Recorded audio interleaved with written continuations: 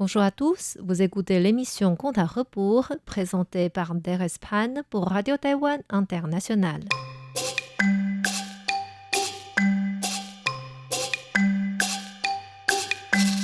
La semaine dernière, nous avons vu que Bao Shirong, le troisième neveu de Bao Gong, fut enlevé par un bandit sur son chemin vers la capitale. Par hasard, ce bandit était un des servants renvoyés par sa famille et qui commettait des arnaques avec son frère sous le prête-nom de Bao Shirong. Comme le frère du bandit fut décapité par Bao Gong, ce bandit voulait tuer Bao Shirong pour se venger. Heureusement que la sœur du bandit avait pu relâcher Bao Shirong, qu'il puisse se sauver du danger. Bao Shirong ne savait pas comment retrouver l'hôtel où il avait mis ses bagages et ne pouvait que s'éloigner du bandit avant tout et chercher un endroit pour passer la nuit. Il avait grandi dans une famille riche et était toujours bien entouré par des servants.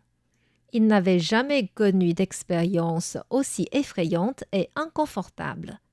Ainsi, quand quelqu'un lui ouvrit enfin la porte, il s'évanouit et perdit toutes ses forces. Le monsieur qui l'accueillit s'appelait Fang Shan. Il était un lettré bien cultivé mais pauvre. Avec sa fille Yu Zhi, ils habitaient dans une maison de 2 chambres et un bureau. Il installa ce jeune homme dans le bureau et lui prépara une tisane médicinale par sa connaissance en médecine. Grâce à son aide, Bao Shirong retrouva peu à peu ses forces. Pour ne pas créer de problème à cette famille, il inversa son nom, dit à Fang Shan qu'il s'appelait Rong Shibao et qu'il avait perdu toutes ses affaires en raison des bandits. Le lendemain, Fang Shan voulait acheter plus d'herbes médicinales et partit en ville très tôt. Sur le chemin, il ramassa un bracelet en or. Arrivé en ville, il montra ce bracelet au patron d'une bijouterie pour savoir s'il avait une idée du propriétaire. Or, le patron voulait accaparer ce bracelet de haute qualité. Il accusa Fang Shan d'être un voleur, le saisit et le poussa jusqu'à devant le gouverneur local. Quand Zhang Long et Zhao Hu arrivèrent à la préfecture avec Bao Wang et les 3 bandits, le gouverneur était justement en audience de ce dossier. Pour traiter l'affaire de Bao Shirong en priorité, Fang Shan ne pouvait que rester en prison en attendant. Quand l'envoyé de la préfecture arriva à la maison pour annoncer la nouvelle de son père, Yu Zhi était toute paniquée et ne savait plus quoi faire. Cette nouvelle parvint dans leur village et une voisine enthousiaste alla immédiatement rendre visite à Yu Zhi. Cette voisine avait un certain âge, elle était sincère, ouverte et accueillante. Tous les villageois l'appelaient Maman Ning. Elle arriva chez la famille Fang. En voyant Yu Zhi déjà fondue en larmes, elle entra en grande compassion avec elle. Ainsi, quand Yu Zhi la supplia d'aller voir son père en prison, elle accepta sans hésitation. Maman Ning connaissait beaucoup de gens, même les gardiens de prison. Sans difficulté, elle fut guidée jusqu'à devant Fang Shan et pouvait lui parler en privé. « Monsieur Fang, quel malheur! Allez-vous bien quand même? Le gouverneur a déjà donné son jugement? »« Ah, non, il n'a pas pu terminer mon audience et devait s'occuper de l'affaire d'un neveu de Bao Gong. Jusque-là, il n'a pas encore le temps d'écouter ma déclaration. Et ma fille, comment va-t-elle? » « Elle est naturellement très triste, mais ne soyez pas inquiet, je resterai à ses côtés. » Fang Shan sortit une lettre de sa manche, la lui donna en disant « Je vous supplie de me faire une grande faveur. Nous avons accueilli un jeune homme s'appelant Rong Shibao. Il habite dans notre bureau actuellement. Sa manière d'être et de parler montre que c'est un homme vertueux et intelligent. Je voudrais lui proposer ma fille en mariage. Je vous demande d'être leur marieuse. »« Aïe, vous êtes encore en prison. Est-ce si pressé? Vous pouvez lui en parler quand vous serez rentré. »« Vous comprenez, Maman Ning, nous n'avons pas de chambre d'hôte chez nous, ni de servants. Une fille célibataire et un homme célibataire habitent seuls sous le même toit sans être futurs mariés, cela ne pourrait pas se faire. Si nous pouvons au moins fixer ce mariage, la réputation de ces jeunes sera protégée et ils pourront légitimement s'entraider pendant mon absence.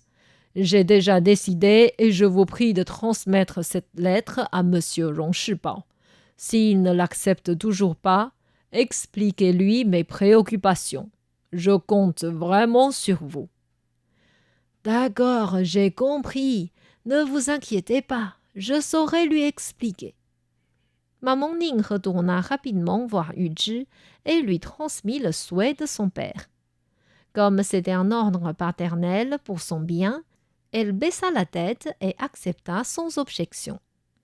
Maman Ning demanda « Est-ce que M. Rong est dans le bureau ?»« Oui, mais il vient juste de recouvrer la santé et il est encore très faible. »« Pas grave, je vais voir. » Elle alla devant le bureau et leva la voix. « Monsieur Rong, êtes-vous là? Puis-je entrer ?»« Oui, je suis là. Qui est-ce? Entrez, s'il vous plaît. » Maman Ning entra et vit un jeune homme allongé sur le lit.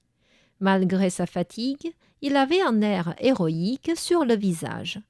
Elle se présenta. « Je suis Maman Ning, une voisine de M. Fang Shan. Il est actuellement en prison à cause d'un malentendu. Quand je suis allée lui rendre visite, il voulait que je vous transmette cette lettre. » Elle sortit la lettre de sa manche et la lui donna. Après avoir lu la lettre, Bao Shirong répondit « Comment pourrais-je faire une chose pareille? Monsieur Fang Shan est mon bienfaiteur et je lui dois la vie. Je n'ai pas encore eu l'opportunité de le remercier. Comment pourrais-je profiter de son malheur pour prendre sa fille? En plus, mes parents ne sont pas au courant. Je ne peux pas accepter sans leur accord. Je ne peux pas accepter sans leur accord. » Ah, si nous étions dans une situation normale, bien sûr, il faudrait suivre toutes les règles correctement.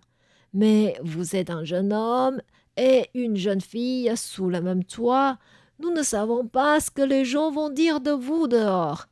En plus, M. Fang Shan n'accepterait jamais de confier sa fille à n'importe qui. C'est parce qu'il vous apprécie qu'il vous propose ce mariage. C'est une bonne opportunité de le remercier de sa grande grâce. Si vous acceptez cette proposition, nous pouvons discuter naturellement ensemble comment sortir M. Fang Shan de prison. » En voyant Bao Shirong commencer à réfléchir à ces paroles, Maman Ning continua.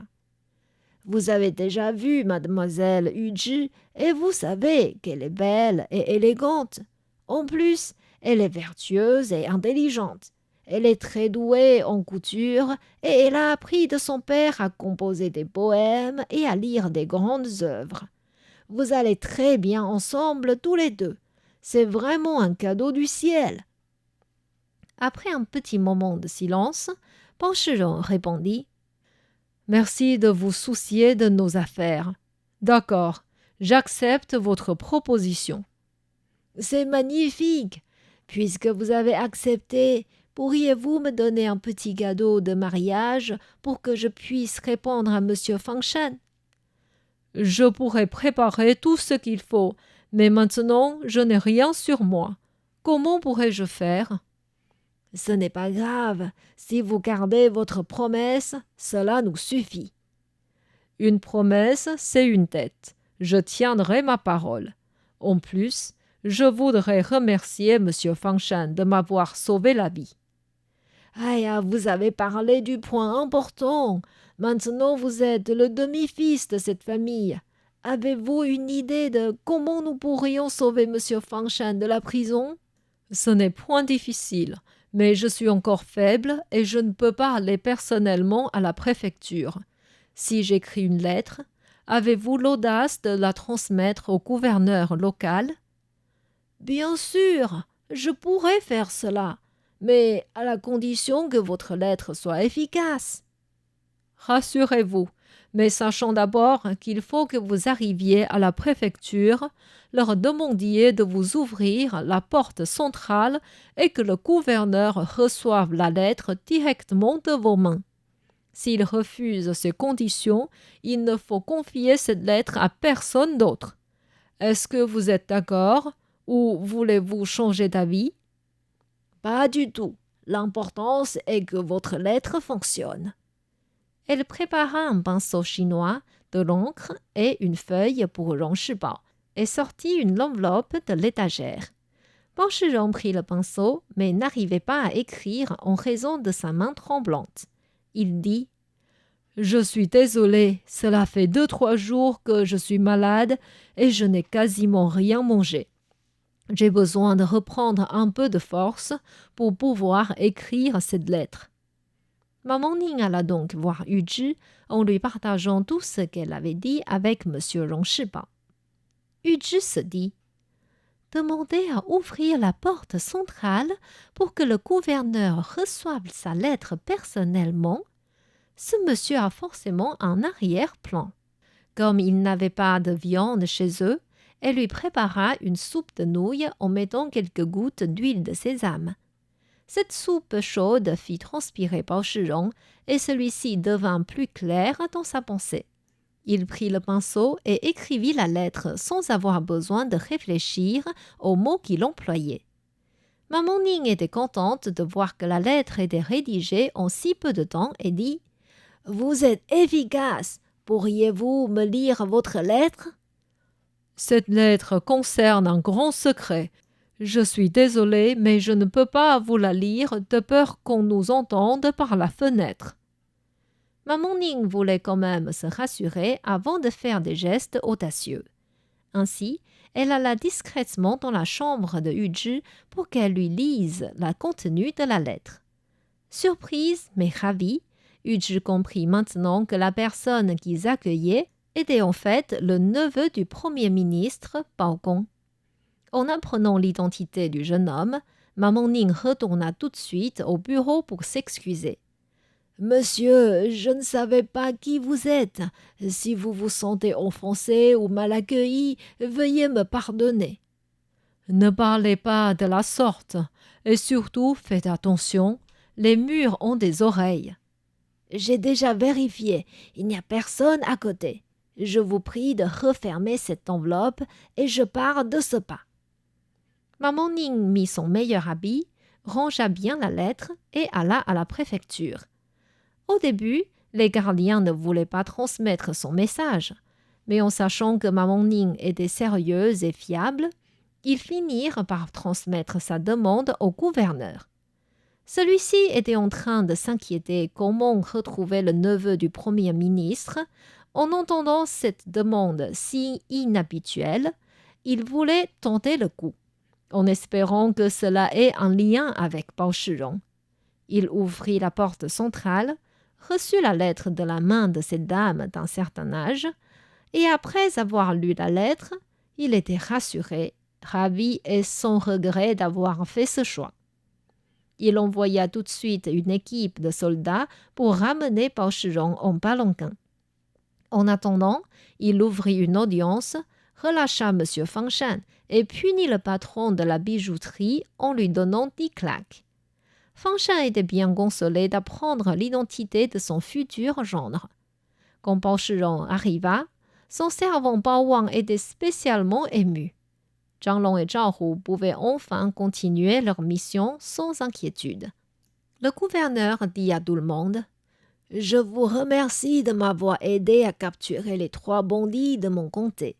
Maintenant, à part le corps du neveu soi-disant mort, pas encore retrouvé, tout est bien résolu. Monsieur Bao Shirong, puisque vous êtes encore faible, je vous conseille de rester quelques jours à la préfecture et de repartir à la capitale quand vous serez entièrement guéri. » Bao Shirong accepta cette proposition sans oublier de demander au gouverneur de bien s'occuper aussi de sa future belle-famille, ainsi que Maman Ning, la meilleure assistante dans cette histoire. C'était Conte à rebours, présenté par Thérèse Pan sur les ondes de RTI.